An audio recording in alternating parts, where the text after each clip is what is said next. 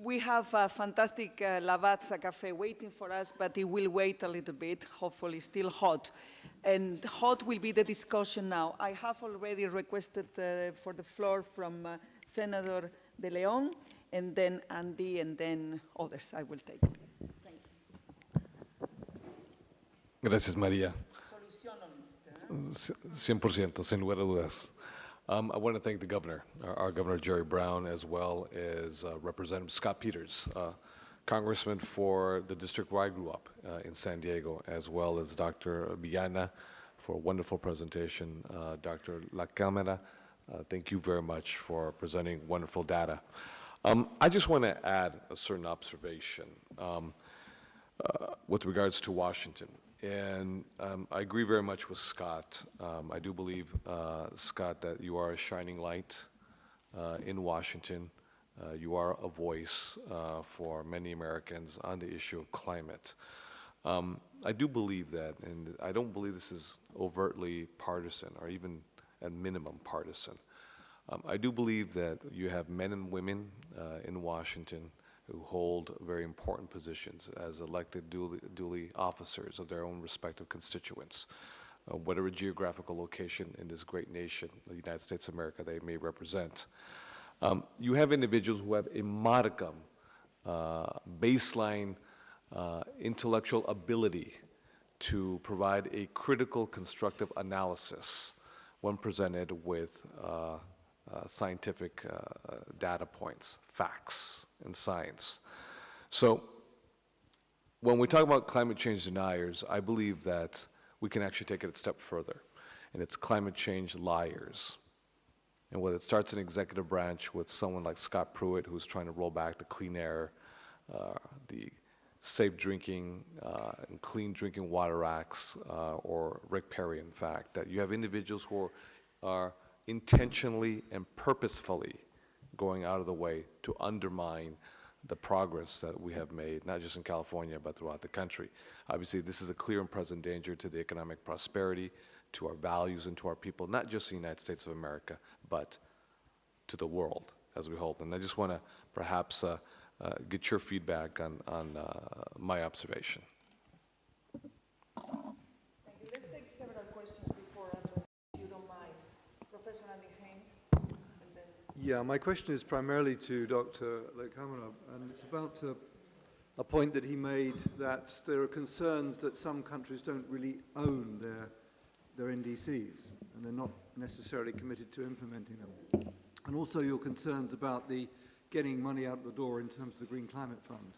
One of the implications of what we've been discussing over the last few days is the potential for health to influence policy, and particularly the potential to improve health in countries through low-carbon policies.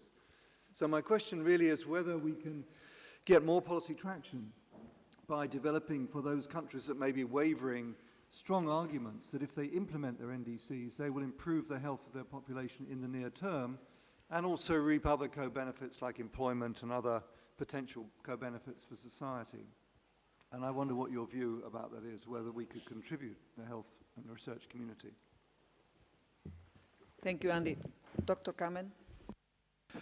I wanted to congratulate all the speakers, and really honored to be here with the governor and Representative Peters. His amazing comments. I wanted to just highlight this issue of forests turning from sinks to sources is probably one of the most scary issues in the IPCC process, and so for calling that, I really appreciate.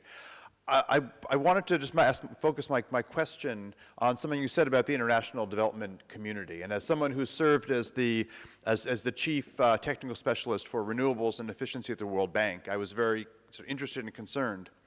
At this moment where China will be launching their carbon market on January 1st, and for which Jim Kim, president of the World Bank, has called for an internal price of carbon at the bank, do you think this is one of the things that could happen at Bonn and beyond, is to really pressure the banks to adopt a social cost of carbon, a base cost of carbon, something to allow all of these efforts to be pulled together in a way that would really change how the international banking industry thought about moving this forward? And I fear without something like that, we are in trouble of stalling on the INDCs, as you say. But this seems like a time and a place, despite what's happening in Washington, D.C., to really make that happen. Professor Ramanathan, please. First, a piece of information.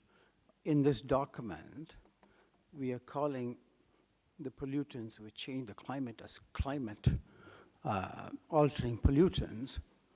I got that idea 4 years ago from our Congressman Scott Peters.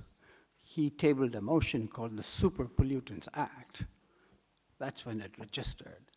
We say greenhouse gases, nobody understands what they are. The pollutant word. I think it's very impactful. I have a question to ask of Congressman Peters and of Governor Brown. We trying to change people's minds saying climate change is based on solid science. I have a feeling the issue is science itself. We need to educate people about scientific basis. Once they get that, then I think attacking climate change science would take care of itself, because the same issue happens in evolution. So should be thinking about how do you educate people on the scientific method. You, Professor von Braun, you asked for the floor? No? Okay, can I ask a question as well? Senator, Congressman, do we need to change the tactics of communications without changing our strategy? Do you need to concentrate on communicating to those who are denying the health benefits, the massive societal and economical benefits that can be obtained from this transformation?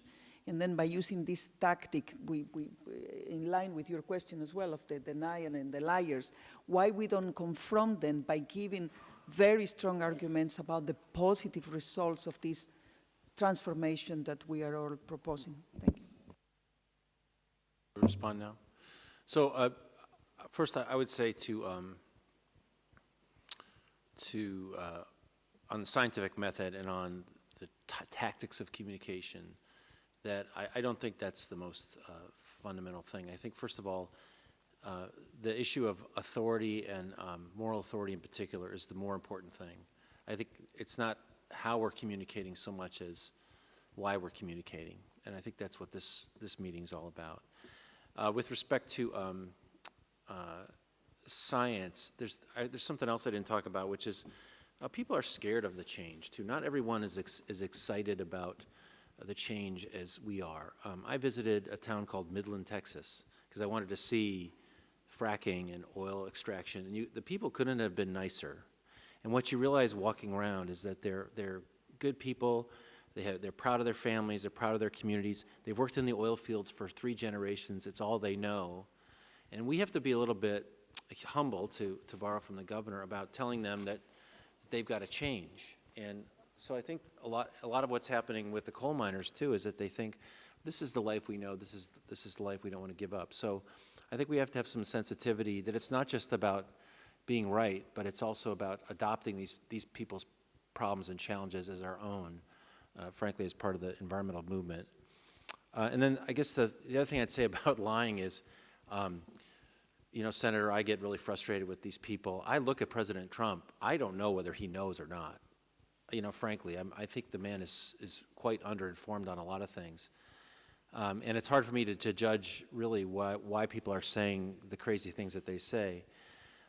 The other example is there's a guy named Murray who owns a coal company. It's become uneconomical for his coal to come out of the ground.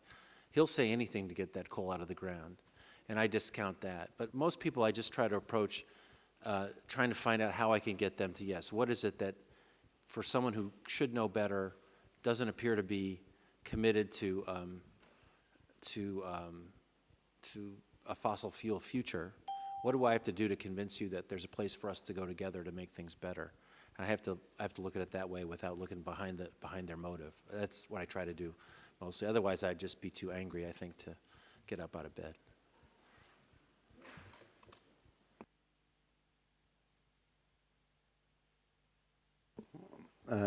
Well, first, a quick reaction about the issue of forests that Dan asked. I think the broad picture globally is prolonged dry seasons and increased temperature. and that increased the flammability of forests. But a point that is important is to stress that deforestation is not a result of stupidity. People don't deforest because they're stupid or ignorant. People deforest because it makes sense, just like it makes sense for people in LA to drive their car, right? It's a way of life, like in Texas, as Congressman was talking about. So it's not easy to change behavior. And one has to understand the deep drivers of deforestation, which start with illegal logging, which opens roads, and that opens forests for illegal land grabbing, and just like land was grabbed in the western part of the US a while ago. And that leads to cattle, and then these cattle farms are then sold to capital-intensive land uses, which are linked to global food chains that supply soybean to China or to the Middle East or to whatever. Brazil is the largest producer of cattle and the largest producer of a number of agricultural crops. So it's linked to global food chains. So it's a sort of a complex issue to be dealt with. And the solution, in my view, is to make forests worth more standing than cut. We have to increase the value of forests through their products or through their ecosystem services. And cleaning air is an ecosystem service that we have to put a value on it.